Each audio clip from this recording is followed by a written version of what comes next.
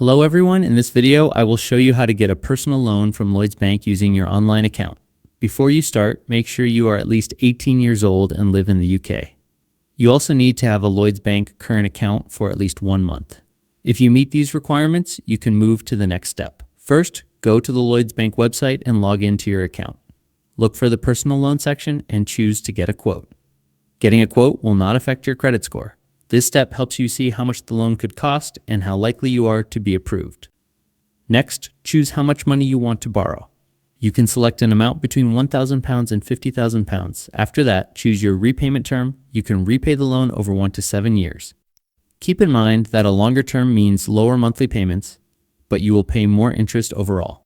Once you enter these details, you will see your personalized interest rate. You will also see your monthly payment amount and the total cost of the loan. If you are happy with the quote, you can continue and apply online. If your application is approved, the money can arrive in your account the same day between 9 a.m. and 8:30 p.m. or before 9 a.m. the next day. Thanks for watching.